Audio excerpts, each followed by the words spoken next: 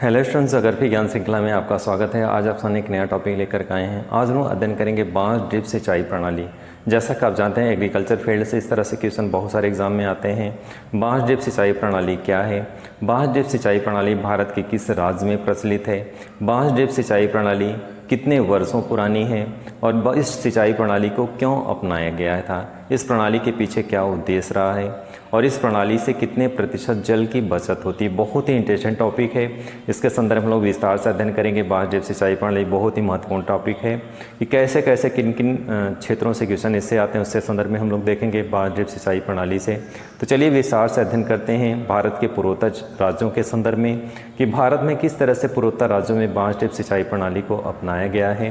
और बहुत ही महत्वपूर्ण विषय वस्तु है ये कि कैसे जल के संरक्षण के लिए इस सिंचाई प्रणाली को अपना करके वहाँ के जो आदिवासी किसान हैं इस सिंचाई प्रणाली के माध्यम से कैसे जल की बचत भी करते हैं और कैसे जल संरक्षण के माध्यम से देश को एक सीख देते हैं, एक समझ देते हैं कि आप भी जल का संरक्षण करें। हम अगर वनीय क्षेत्रों में रह करके इस तरह की कृषि प्रणाली को अपना सकते हैं तो आप आधुनिक टेक्नोलॉजी का यूज़ करके भारत में कृषि के विकास को एक आगे कदम ले जा सकते हैं। तो इस तरह से बांस सिंचाई प्रणाली के अंतर्गत बहुत सारी चीज़ें आज अध्ययन करेंगे। तो चलिए स्टार्ट करते हैं और अध्ययन करते हैं बांस ड्रिप सिंचाई प्रणाली कितने वर्ष पुरानी है, क्यों अपनाया गया, किस राज्य में प्रचलित है और इसके पीछे के क्या क्या परिस्थितियाँ, उन सब चीज़ों का विस्तार से अध्ययन करेंगे। बांस ड्रिप सिंचाई प्रणाली। तो आज का टॉपिक है बांस ड्रिप सिंचाई प्रणाली। आज बम्बो ड्रिप इरिगेशन सिस्टम के संदर्भ में अध्ययन करेंगे।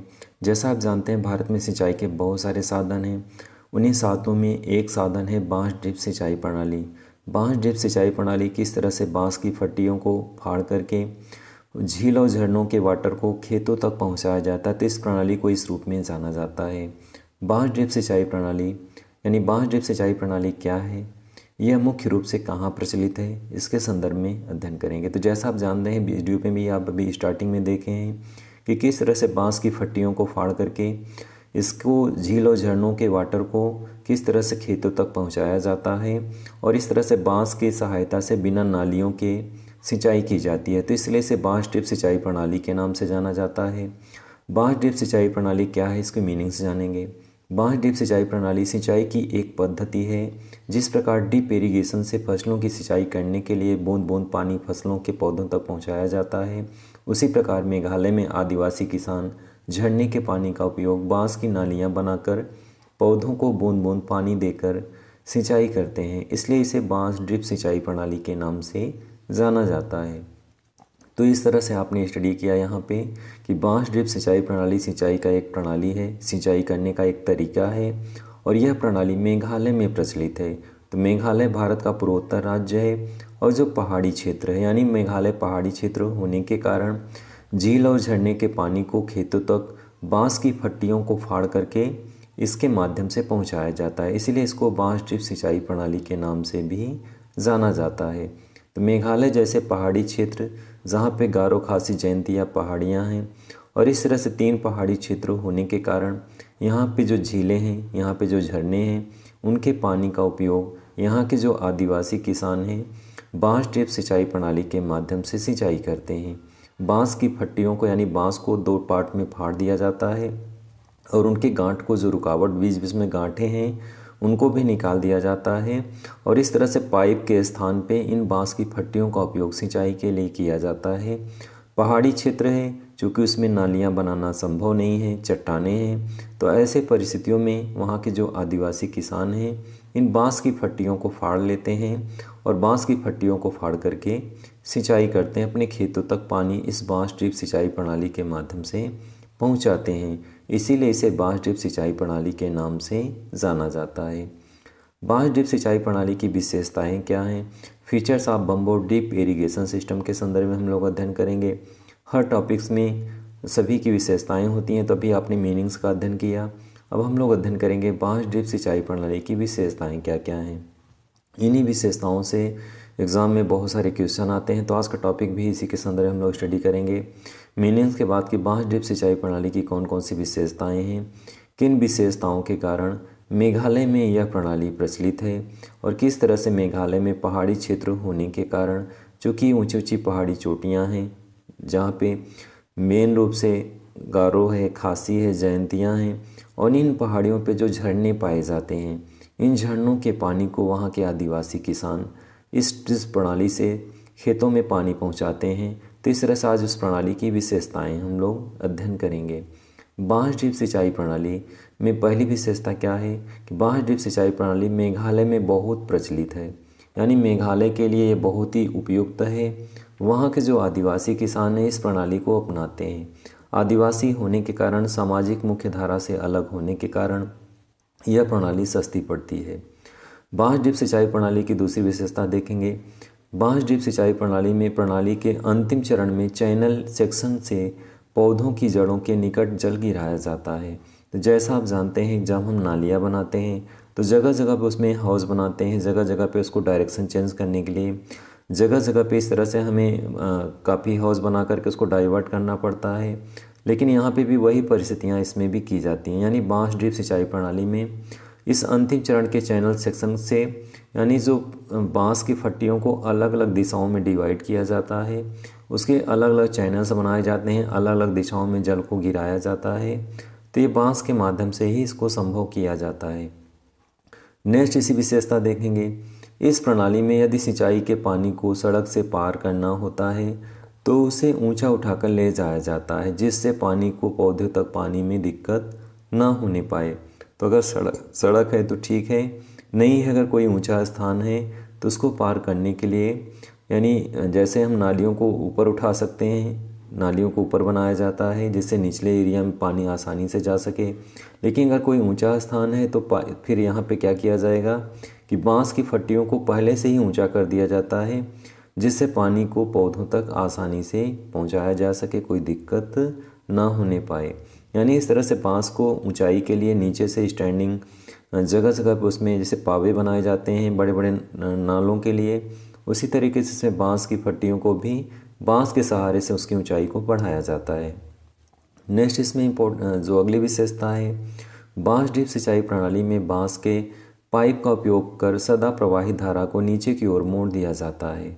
जैसा आप जानते हैं, जल की धारा को हमेशा निचले की ओर मोड़ा जाता है, क्योंकि ऊंचाई से नीचे की ओर जल प्रवाह होगा, ऊंचाई से नीचे की ओर जल जाएगा, नीचे से ऊपर की ओर नहीं जाता है। तो बाँस ड्रिप सिंचाई प्रणाली में बाँस के पाइप का उपयोग कर, यानी यहाँ पे हम पाइप का प्रयोग नहीं करते बल्कि पाइप के स्थान पे बाँस को ही पाइप बना लेते हैं। बाँस की गांठों को बीच बीच में काट देते हैं और ये बाँस जो है एक प्रकार से पाइप का काम करता है।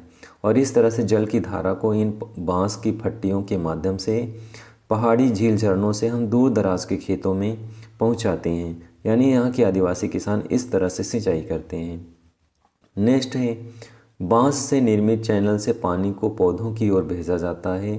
बाँस के पाइप से जल की धारा को कई शाखाओं में बांट दिया जाता है।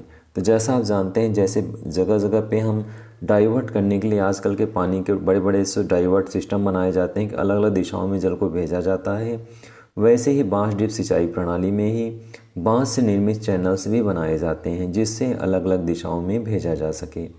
नेक्स्ट है, बाँस ड्रिप सिंचाई प्रणाली में 200 फीट से भी अधिक दूरी पर सिंचाई करने के लिए पानी को बहुत सरलता से ले जाया जाता है।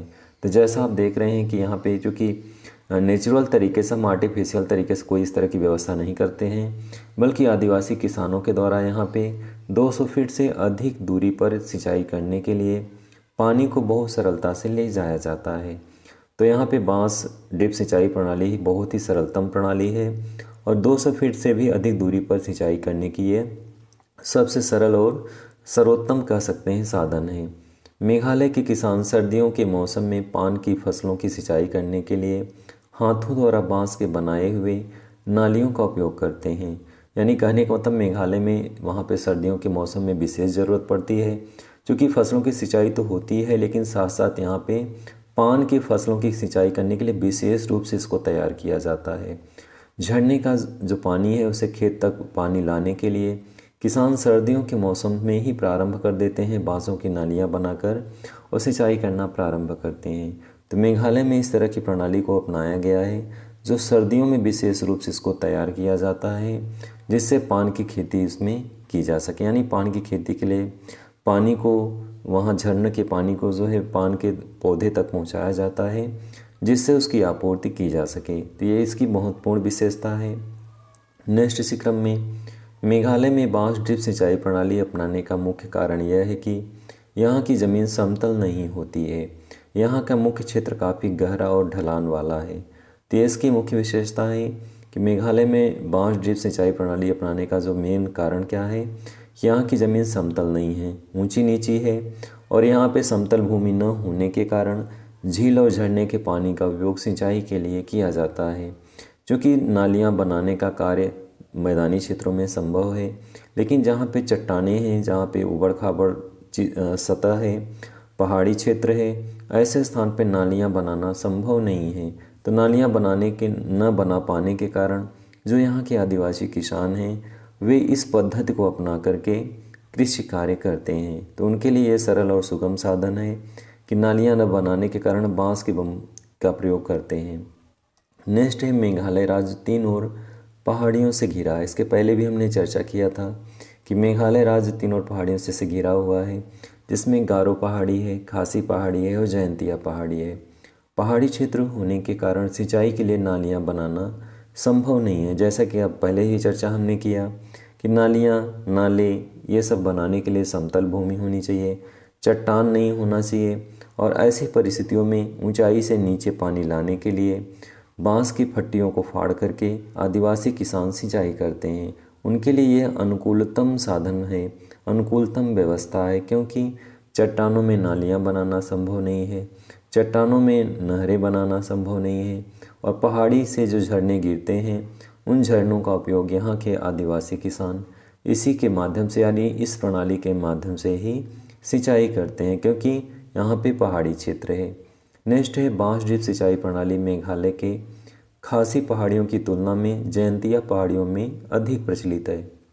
यहाँ पे ये इम्पोर्टेंट बिंदु है कि इस प्रणाली में मेघालय के खासी पहाड़ियों की तुलना में यह जयंतिया पहाड़ियों में यह प्रणाली अधिक प्रचलित है।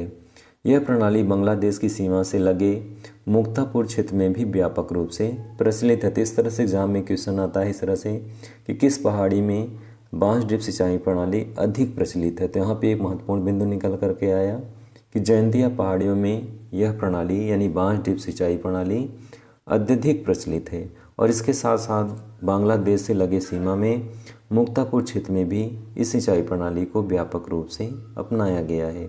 तो इस तरह से यह इस प्रणाली की अपनी एक विशेषता है। इससे रिलेटेड बहुत सारे एग्जाम में क्वेश्चन आते हैं। यह प्रणाली कितनी दूरी तक जाती है, यानी कितनी दूरी तक इस जल का प्रवाह किया जाता है और किस रूप में किया जाता है। नेक्स्ट स्टेप में देखेंगे बांस ड्रिप सिंचाई प्रणाली सस्ती और सुलभ सिंचाई प्रणाली है। बांस आसानी से मिल जाते हैं, जिससे आदिवासी किसान इस प्रणाली का उपयोग करते हैं। तो जैसा कि आप जानते हैं सिंचाई के लिए आर्थिक रूप से मजबूत होना ज़रूरी है किसानों को, और आदिवासी किसान की आर्थिक स्थिति दयनीय है, पहाड़ी क्षेत्रों में रहते हैं और पहाड़ी क्षेत्रों में रहने के कारण उनके पास संसाधनों की कमी है, संसाधनों का अभाव और साथ साथ परिस्थितिजन्य परिस्थितियां हैं। यानी कहने का मतलब है कि अगर वे आर्थिक रूप से मजबूत भी होते तो ऊंचाई से झरनों का पानी खेतों तक पहुंचाने के लिए पाइप का प्रयोग नहीं किया जा सकता, नालियाँ नहीं बनाई जा सकती, नहरें नहीं निकाली जा सकती। इस तरह से कई समस्याएं हैं और खर्चीली भी पड़ती। तो इस तरह से यहाँ के जो आदिवासी किसान हैं उनके लिए यह सबसे सस्ती और सुलभ साधन है। बांस आसानी से मिल जाता है, जिसके कारण इस प्रणाली को वहाँ के आदिवासी किसान अपनाएं। स्क्रीन पे कुछ आंकड़े हैं। विश्व के जल का उपयोग यानी जल का उपयोग कैसे होता है।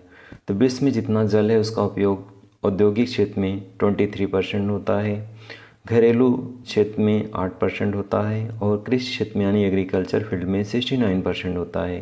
तो विश्व के जल का उपयोग हम इन क्षेत्रों में करते हैं। महत्वपूर्ण आंकड़े हैं कि विश्व में जितना भी हमारे पास जल है उसका उपयोग एग्रीकल्चर में सबसे ज़्यादा होता है 69%। और ड्रिप प्रणाली एक ऐसी प्रणाली है जो विश्व को एक आगाह करता है कि अगर हम जल का उपयोग इस रूप में करें तो हम अपने जल का संरक्षण कर सकते हैं। तो इस तरह से जो हमारा कृषि क्षेत्र में सबसे ज़्यादा जल की आपूर्ति होती है, सबसे ज़्यादा जल की आवश्यकता होती है कृषि क्षेत्र में, और ऐसे क्षेत्र में जल का उपयोग ज़्यादा होने के कारण जल हमारा समाप्त हो सकता है, वाटर कम हो सकता है। तो ऐसे परिस्थितियों में जल का संरक्षण करना चाहिए। वाटर सेविंग नहीं करेंगे तो आने वाले टाइम में हमें अनेक प्रॉब्लम्स झेलनी होगी। तो जल संरक्षण के संदर्भ में ये महत्वपूर्ण कुछ आंकड़े थे। इसी के संदर्भ में देखेंगे बांस ड्रिप सिंचाई प्रणाली से जल की कितनी बचत होती है। जैसा आप जानते हैं झरनों का जो पानी होता है उसका मात्र 30% इसका उपयोग होता है, 70% जल की बचत होती है। तो बांस ड्रिप सिंचाई प्रणाली से जल की पर्याप्त मात्रा में बचत होती है। आज हम देश के किसान, हमारे जो देश के किसान हैं, कच्ची नालियों से पानी प्रवाहित होते हैं, सिंचाई करते हैं। कच्ची नाली होने के कारण जल बहुत ज़्यादा वेस्ट होता है, बहुत ज़्यादा ख़राब हो जाता है, नालियों में ही पानी रुका रहता है। और इस प्रणाली के माध्यम से हमें यह सीख मिलती है कि यह बांस ड्रिप सिंचाई प्रणाली में 70% जल जो है सेविंग है, यानी 70% जल की बचत होती है। मात्र 30% ही इसका उपयोग हम एग्रीकल्चर फील्ड में करते हैं।